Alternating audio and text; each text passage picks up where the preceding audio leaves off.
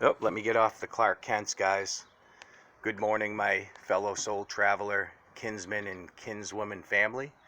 I'm going to make that video right now from our second floor porch here.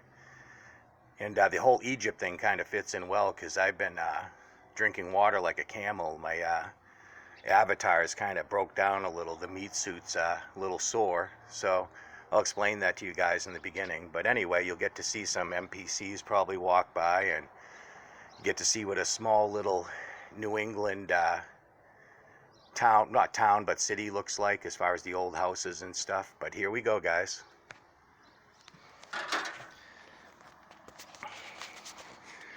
Yeah, anyway, I never complain, man. It's just that's me as far as pain or, anything else. Oh, there's Miles right there. Hey, Miles.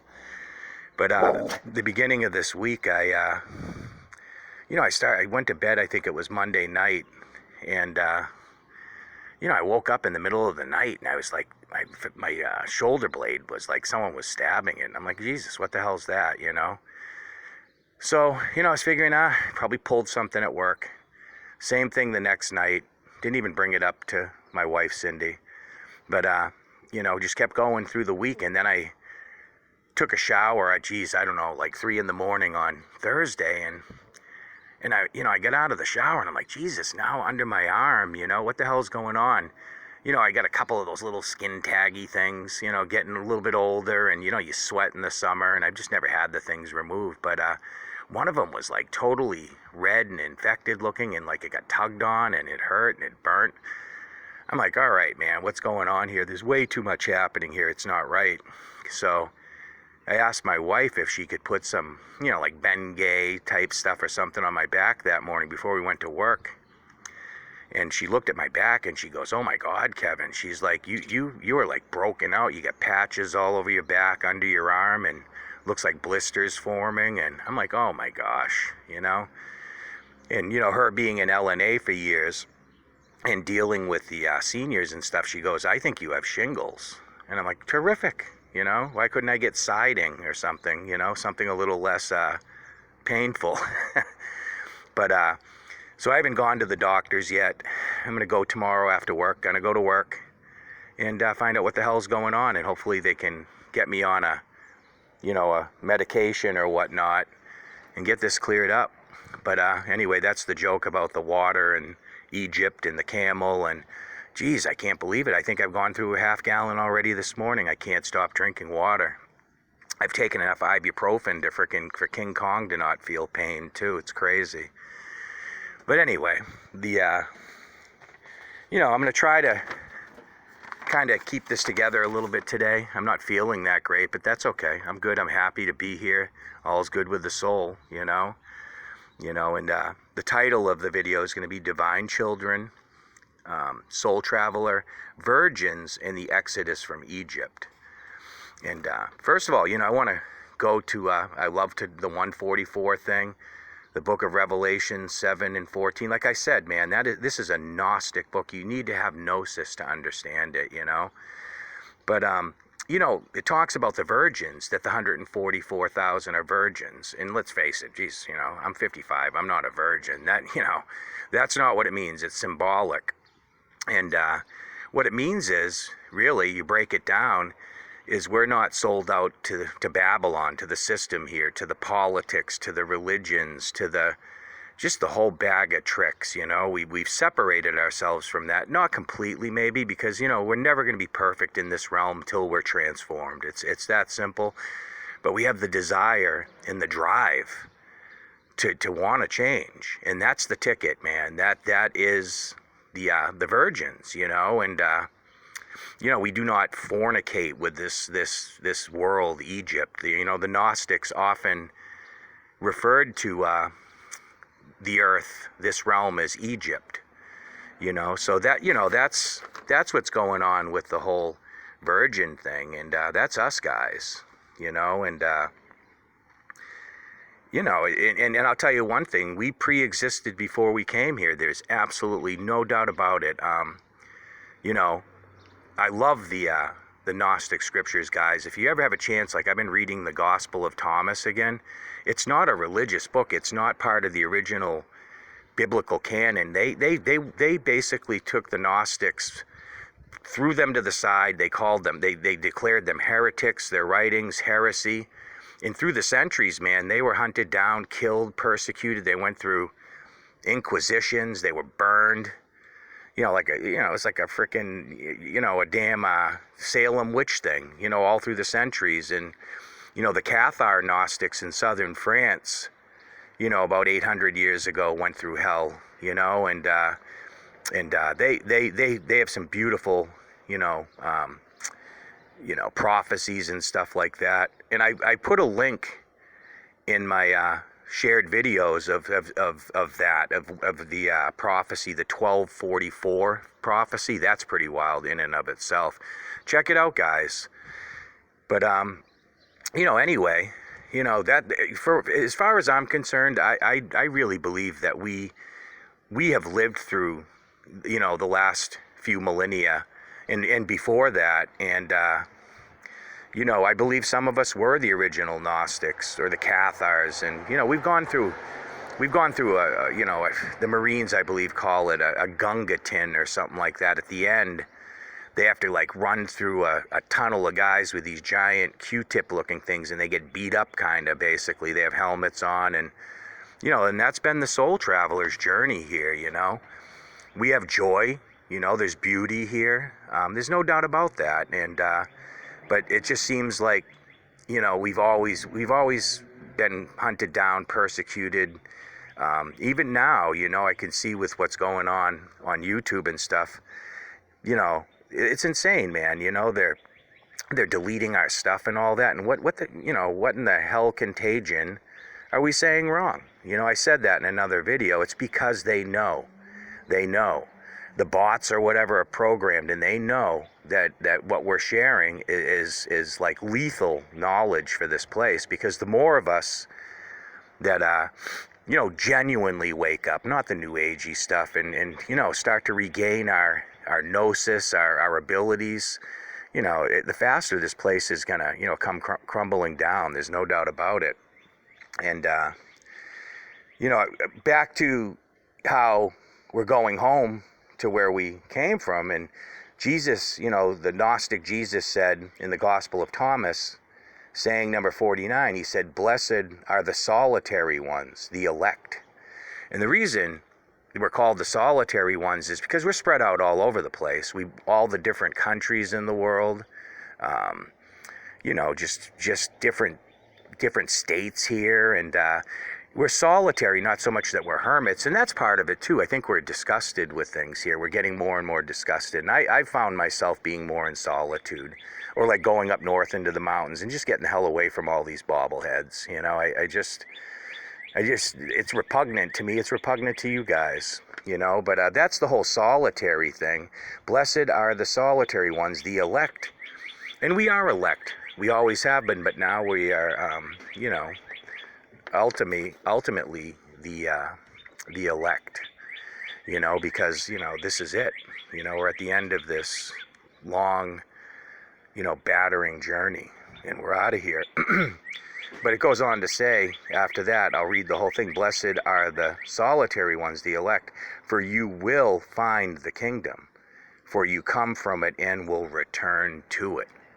There's the words of the Gnostic Yeshua, the teacher of Gnosis. He said, and he's our brother, guys, he's our elder brother. He's just like, a soul that just like, not was better than us, but he just shined hard, always did. And he came here willingly to share the message he did. And others have come through too. It's not just Jesus, I mean, we could make a list of that, but we won't go there.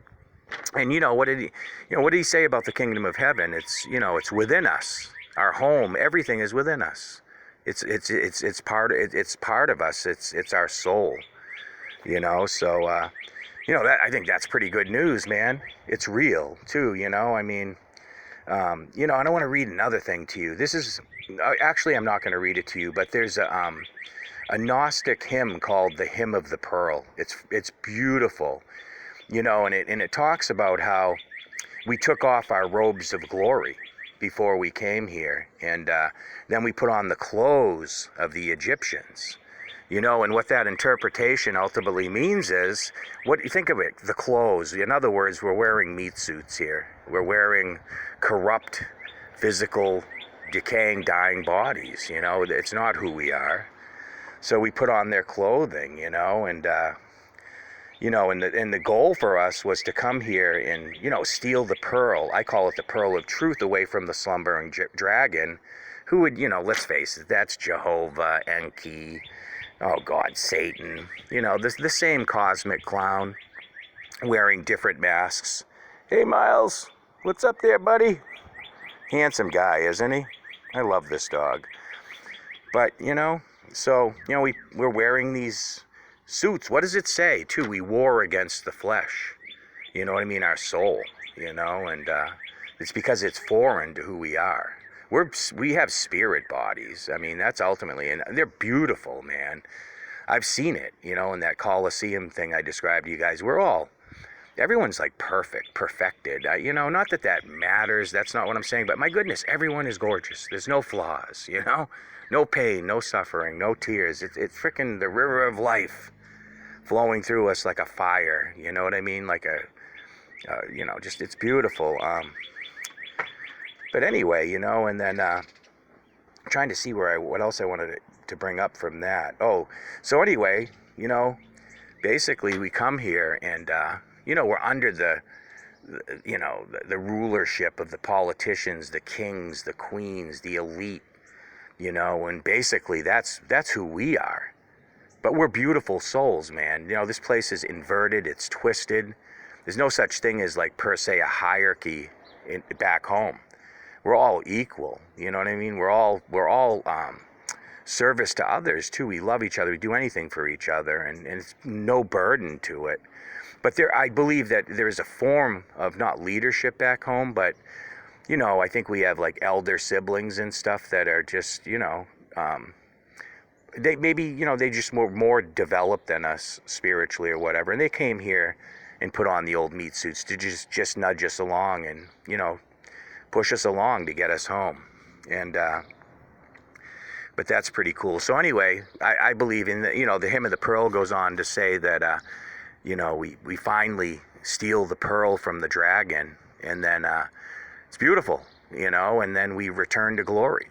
You know what I mean? We're given our white robes back, and, man, it's pretty exciting, and, so anyway, that's where we're at. We've got the pearls, guys. Now those pearls are just being polished, and, I want to talk about home, because I am of the opinion I don't really care what it ultimately means. I believe there's a possibility that this matrix is basically goes through like the most incredible power wash you could imagine, and this earth gets cleansed, and we stay here, you know what I mean? And they move all the